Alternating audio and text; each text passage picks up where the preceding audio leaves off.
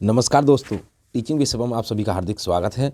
आज की क्लास में हम देखेंगे महत्वपूर्ण योजनाओं का भंडारा। तो महत्वपूर्ण योजनाओं का भंडारा, सभी योजनाओं को हमने एक ही वीडियो के माध्यम से लिया है। तो आइए देखते हैं।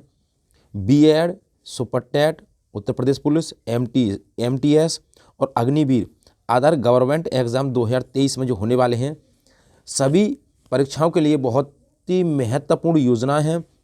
आइए आगे देखते हैं। प्रश्न पहला, तो हम बात करें नमामि गंगे योजना। तो नमामि गंगे योजना किससे संबंधित है? नमामि गंगे योजना। तो नमामि गंगे योजना की हम बात करें, नमामि गंगे योजना का शुभारंभ 10 जुलाई 2014 को जल संसाधन मंत्रालय द्वारा नमामि गंगे योजना का आरंभ किया गया था। अगर उद्देश्य की बात करें तो गंगा नदी के संरक्षण व शुद्धि हेतु इसका उद्देश्य था। नमामि गंगे योजना, तो नमामि गंगे योजना का शुभारंभ 10 जुलाई 2014 को हुआ था जल संसाधन मंत्रालय द्वारा। उद्देश्य था गंगा नदी के संरक्षण एवं शुद्धि हेतु। ये सा की जगह पे यहाँ क्या होगा? नमामि, नमामि, नमामि, नमामि गंगे योजना। अगला देखते हैं, दूसरी हमारी प्रधानमंत्री जनधन योजना। तो प्रधानमंत्री जनधन योजना का शुभारंभ कब किया गया था?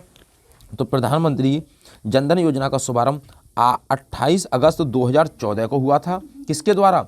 वित्त मंत्रालय द्वारा हुआ था। इसका उद्देश्य क्या था? तो इसका उद्देश्य था सभी परिवारों में कम से कम एक बैंक खाता खोलना। प्रत्येक परिवार में कम से कम एक बैंक खाता अवश्य होना चाहिए। और क्या था? 2 लाख दुर्घटना बीमा तथा 30,000 रुपये का जीवन बीमा। 26 फरवरी 2020 तक 38.18 करोड़ बैंक खाते खोले जा चुके हैं। यानी प्रधानमंत्री जनधन योजना का शुभारंभ 28 अगस्त 2014 को हुआ था। किसके द्वारा? वित्त मंत्रालय द्वारा हुआ था। क्या उद्देश्य था? तो सभी परिवारों में कम से कम एक बैंक खाता खोलना इसका प्रमुख उद्देश्य था। आइए देखते हैं नेक्स्ट प्रश्न। अगला प्रश्न हमारा क्या कहता है?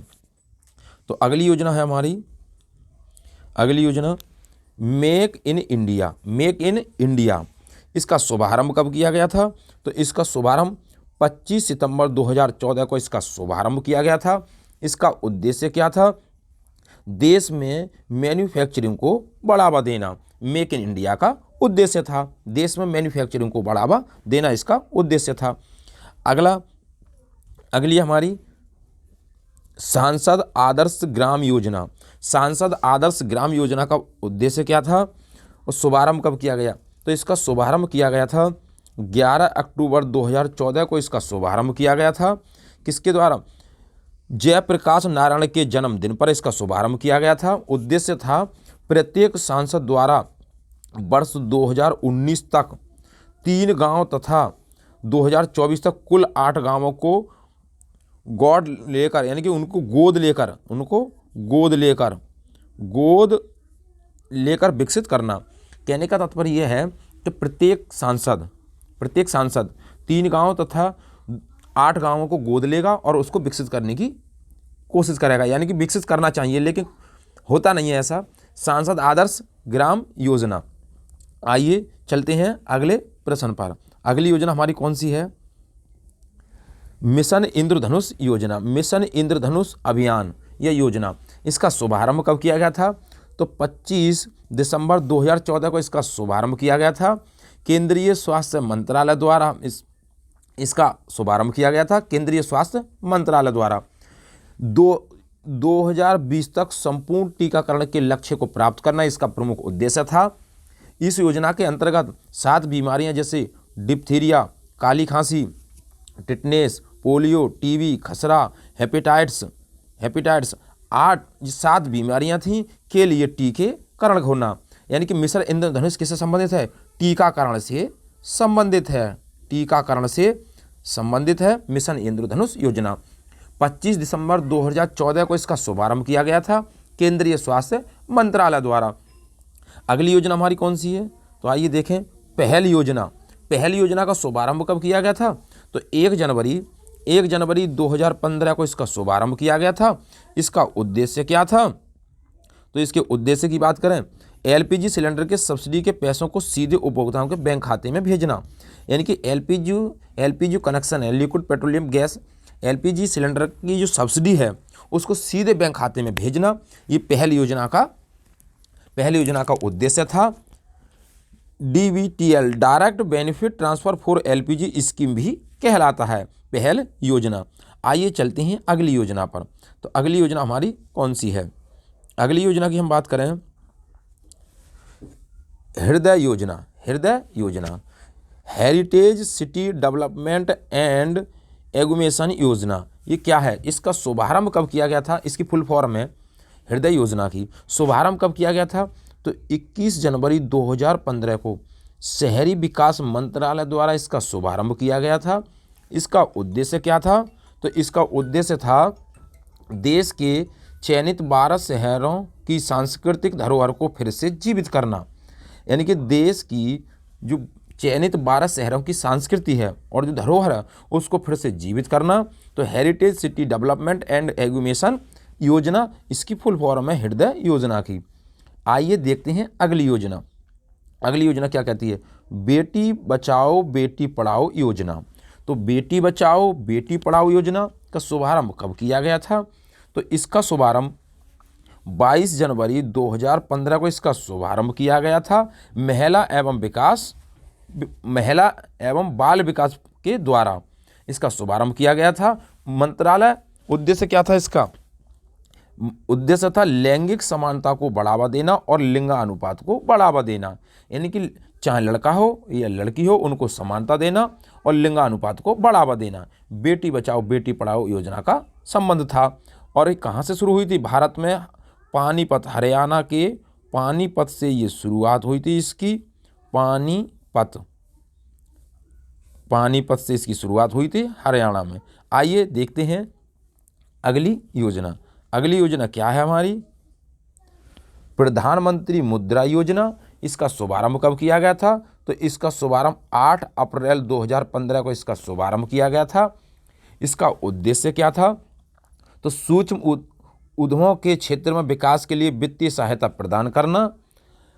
मुद्रा micro units development and refinance agency, इसका प्रमुख सूक्ष्म उद्योगों के क्षेत्र में विकास के लिए वित्तीय सहायता प्रदान करना प्रधानमंत्री मुद्रा योजना का संबंध था या उद्देश्य था। शिशु के लिए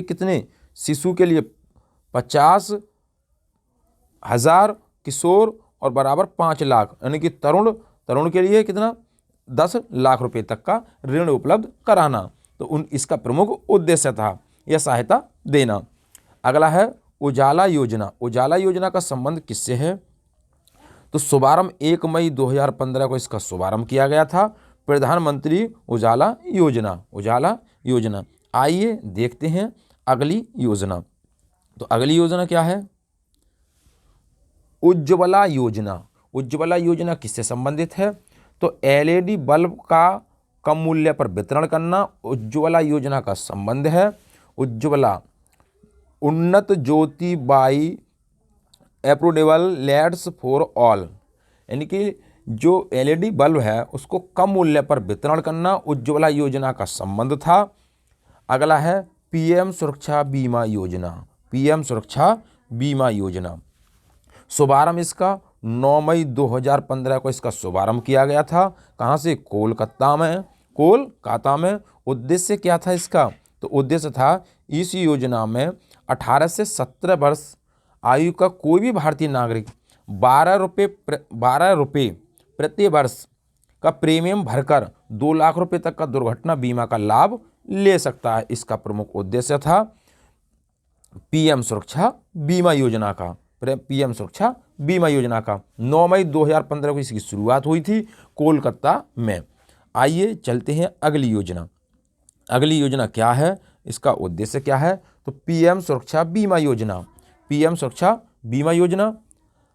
ये तो 9 मई 2015 को इसकी शुरुआत हुई थी। 12 रुपये प्रति वर्ष जमा करने हैं, 2 लाख रुपए तक का दुर्घटना बीमा है। अगला है पीएम जीवन ज्योति बीमा योजना। पीएम जीवन ज्योति बीमा योजना ये क्या है?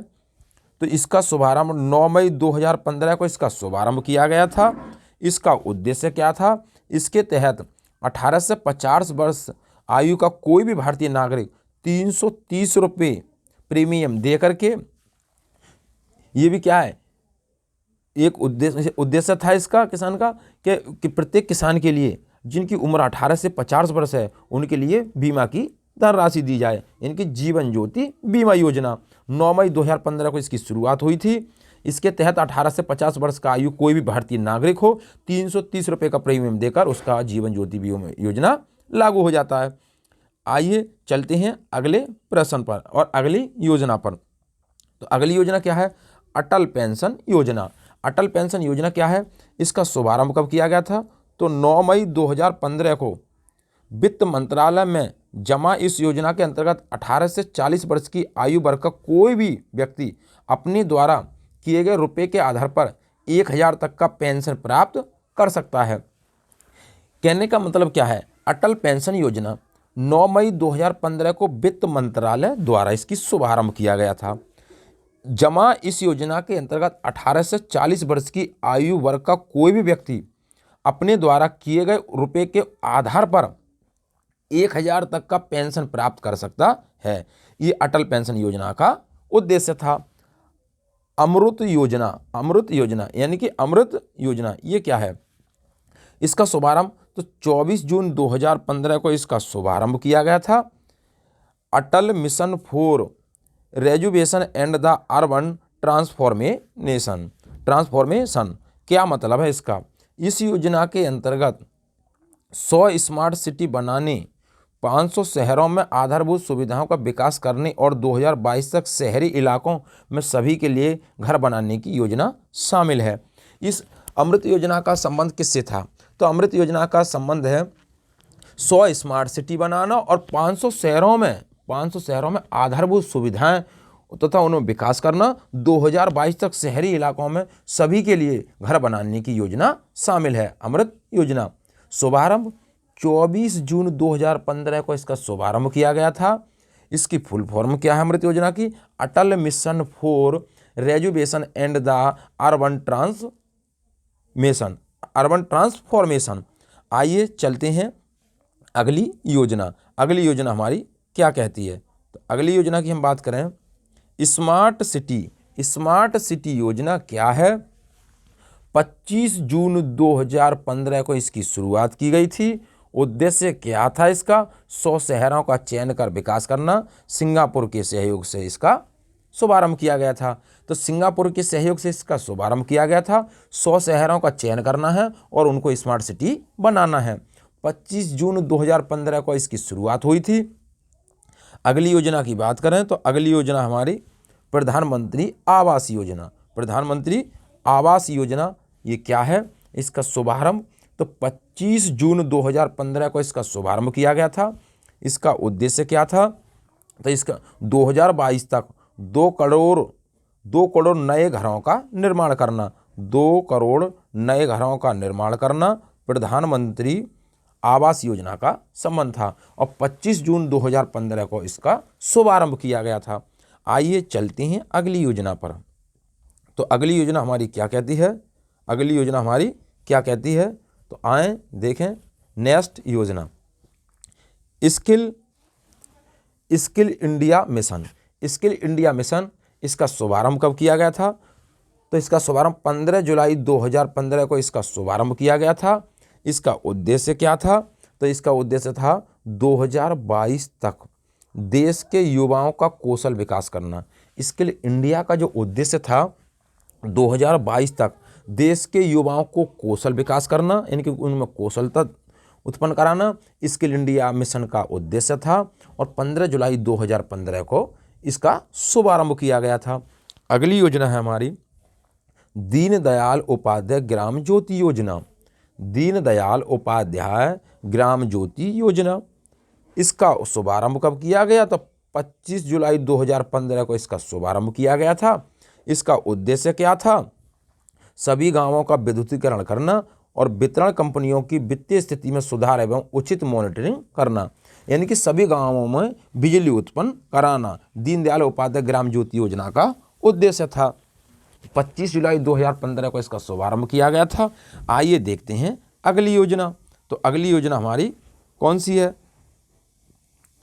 अगली योजना हमारी देखें, श्यामा प्रसाद मुखर्जी रूरबन मिताल योजना। और इसका शुभारंभ कब किया गया था? श्यामा प्रसाद मुखर्जी रूरबन 22 फरवरी 2016 को इसका शुभारंभ किया गया था।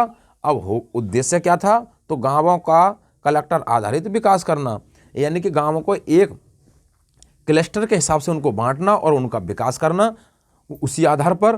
तो ये श्यामा प्रसाद मुखर्जी रूरबन योजना का उद्देश्य था।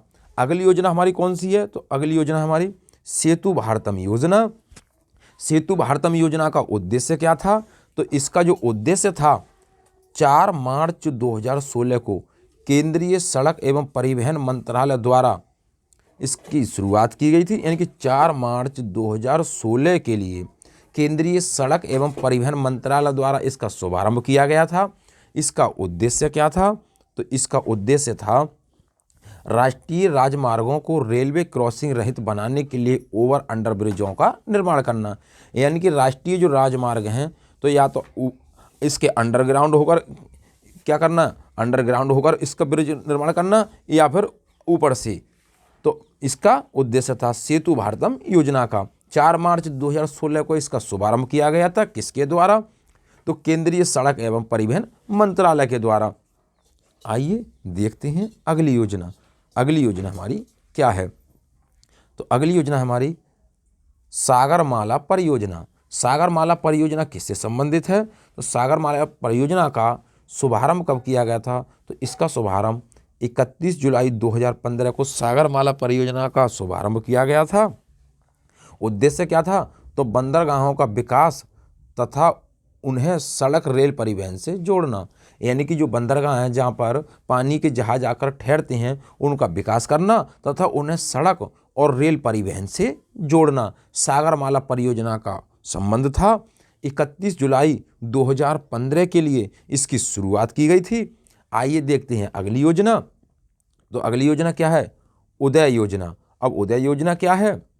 तो उदय योजना की बात करें, उज्ज्वल डिस्कम एश्योरेंस योजना। ये क्या है उदय योजना? इसकी फुल फॉर्म है। तो इसका शुभारंभ कब किया गया था? तो 5 नवंबर 2015 को इसका शुभारंभ किया गया था। कोयला एवं ऊर्जा मंत्रालय द्वारा उदय योजना का शुभारंभ 5 नवंबर 2015 को इसका शुभारंभ किया गया था कोयला एवं ऊर्जा मंत्रालय द्वारा। इसका उद्देश्य क्या था? तो इसका उद्देश्य था बिजली वितरण करने वाली कंपनियों का वित्तीय सुधार एवं घाटों से उबारना। यानी कि जो बिजली वितरण करने वाली कंपनियां हैं, उनका जो वित्तीय सुधार है और जो उनको घाटा है, उनसे उनको उभारना, इसका प्रमुख उद्देश्य था उदय योजना का। 5 नवंबर 2015 को इसका शुभारंभ किया गया था। किसके द्वारा? तो कोयला एवं ऊर्जा मंत्रालय के द्वारा। आइए देखते हैं अगली योजना। इस योजना से जुड़ने वाला पहला राज्य झारखंड था। तो उदय योजना से जुड़ने वाला पहला राज्य कौन सा था? तो पहला राज्य था झारखंड। तो आइए चलते हैं अगली योजना पर। तो अगली योजना हमारी कौन सी है? तो अगली योजना की बात करें, stand up India. Stand up India, stand up India शुभारंभ 5 अप्रैल 2016 को इसका शुभारंभ किया गया था। किसके द्वारा? वित्त मंत्रालय के द्वारा इसका शुभारंभ किया गया था। इसका प्रमुख उद्देश्य क्या था? तो इसका प्रमुख उद्देश्य था अनुसूचित जाति उद्यमियों को नई कंपनियां स्थापित करने हेतु 10 लाख रुपए से 1 करोड़ तक का ऋण प्रदान करना। स्टैंड अप इंडिया का उद्देश्य था। कहने का मतलब यह है कि स्टैंड अप इंडिया का जो शुभारंभ है वो 5 अप्रैल 2016 के लिए वित्त मंत्रालय द्वारा इसका शुभारंभ किया गया था। अनुसूचित जाति के लोग हैं, उनको उद्यम यानी कि उनको उद्योग में बढ़ावा देने के लिए नई कंपनियां स्थापित करना, और कंपनियां स्थापित करने के लिए 10 लाख से 1 करोड़ तक का उन्हें ऋण उपलब्ध कराना, इसका प्रमुख उद्देश्य था। अगली है उड़ान योजना। उड़ान योजना किससे संबंधित है? तो उड़ान योजना का शुभारंभ 27 अप्रैल 2017 को इसका शुभारंभ किया गया था। पूरा नाम क्या है? उड़े देश का आम नागरिक उद्देश्य। उड़े देश का आम नागरिक उड़े देश का आम नागरिक, इसका पूरा नाम है देश के आम नागरिकों को सस्ती हवाई यात्रा कराना। आम नागरिकों को हवाई यात्रा कराना, यानी कि उड़ान योजना का संबंध किससे है? उड़े देश का आम नागरिक, इसका उद्देश्य है देश के आम नागरिकों को सस्ती हवाई यात्रा उपलब्ध कराना। उड़ान योजना का संबंध है। शुभारंभ 27 अप्रैल 2017 को इस योजना का शुभारंभ किया गया था। आइए देखते हैं अगली योजना। तो अगली योजना हमारी कौन सी है? वीक्षा पोर्टल योजना। वीक्षा पोर्टल योजना क्या है? तो इसका शुभारंभ कब किया गया था? 5 सितंबर 2017 को इसका शुभारंभ किया गया था। किसके द्वारा? तो मानव संसाधन विकास मंत्रालय द्वारा इसका वीक्षा पोर्टल का शुभारंभ किया गया था 5 सितंबर 2017 के लिए। ये क्या है? तो ये पोर्टल शिक्षक को ट्रेनिंग देने और सशक्त बनाने में सहायक है, यानी कि शिक्षक के लिए ट्रेनिंग देना और उनको लिए सशक्त बनाने में सहायता उपलब्ध कराता है वीक्षा पोर्टल ऐप। 5 सितंबर 2017 को इस पोर्टल का शुभारंभ किया गया था। किसके द्वारा? तो मानव संसाधन विकास मंत्रालय के द्वारा इसका शुभारंभ किया गया था। अगली योजना हमारी कौन सी है? पीएम उज्ज्वला योजना। पीएम उज्ज्वला योजना क्या है? वो एक उज्ज्वला योजना एलईडी बल्ब से संबंधित है। पीएम उज्ज्वला योजना, तो इसका शुभारंभ 1 मई 2016 को इसका शुभारंभ किया गया था। उद्देश्य क्या था इसका? तो बीपीएल परिवारों को मुफ्त एलपीजी कनेक्शन देना। इस योजना के अंतर्गत सरकार द्वारा बीपीएल परिवारों को प्रति कनेक्शन 1600 रुपये की वित्तीय सहायता प्रदान की जाती है। यानी कि जो बीपीएल परिवार हैं, बीपीएल परिवारों को वित्तीय सहायता देना और फ्री गैस कनेक्शन की सुविधा उनके लिए देना। 1 मई 2016 को इसकी शुरुआत की गई थी पीएम उज्ज्वला योजना की। आइए चलते हैं अगली योजना। अगली योजना हमारी क्या है? तो अगली योजना की बात करें, वरिष्ठ पेंशन योजना। ये किससे संबंधित है? तो इसकी शुरुआत कब की गई थी? 1 जनवरी 2017 को इसका शुभारंभ किया गया था। उद्देश्य क्या था? इसका उद्देश्य था एलआईसी द्वारा 60 वर्ष और इससे अधिक आयु वरिष्ठ नागरिकों को गारंटीकृत ब्याज दर 10 वर्षों के लिए 8% होगी। यानी कि 60 वर्ष और उससे अधिक आयु के जो वरिष्ठ नागरिक हैं उनके लिए ब्याज दर जो होगी वो 10 वर्षों के लिए कितनी होगी? 8% उनकी ब्याज दर होगी। ये वरिष्ठ पेंशन योजना का उद्देश्य था। अगली है हमारी योजना, इस योजना को देखें, दीनदयाल उपाध्याय स्पर्श योजना। दीनदयाल उपाध्याय स्पर्श योजना ये क्या है? तो इसका शुभारंभ 3 नवंबर 2017 को इसका शुभारंभ किया गया था। इसकी फुल फॉर्म क्या है? तो स्कॉलरशिप फॉर प्रमोशन और aptitude and research in stems as a hobby इसका प्रमुख उद्देश्य है। आइए देखते हैं इसका फुल फॉर्म कि फुल फॉर्म क्या है इसकी? Full form scholarship for promotion और aptitude and research in stems as a hobby इसकी फुल फॉर्म है। 3 नवंबर 2017 को इसकी शुरुआत हुई थी। ये क्या है?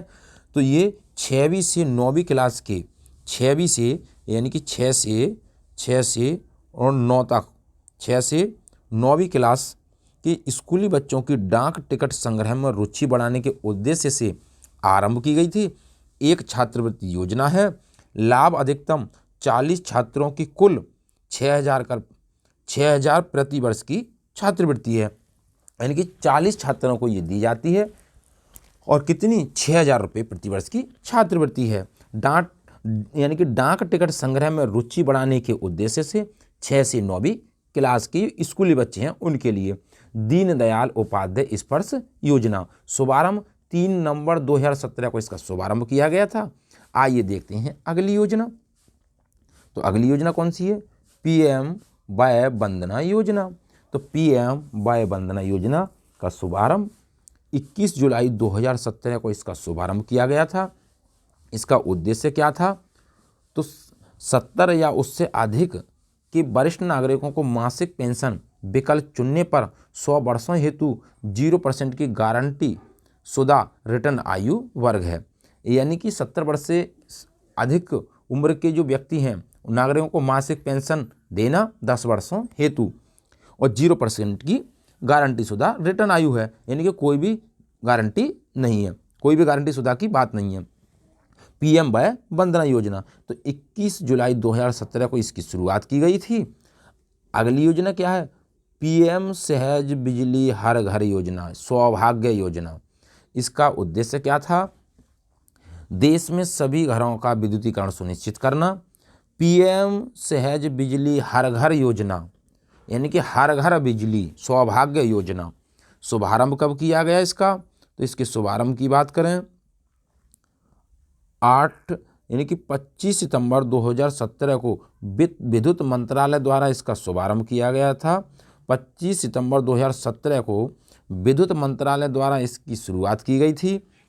उद्देश्य क्या था? देश में सभी घरों का विद्युतीकरण यानी कि बिजलीकरण सुनिश्चित करना। प्रत्येक घर के लिए देश के सभी घरों के लिए क्या हो? बिजली हो। सहज हर घर बिजली योजना सौभाग्य योजना 25 सितंबर 2017 को विद्युत मंत्रालय द्वारा इसका शुभारंभ किया गया था।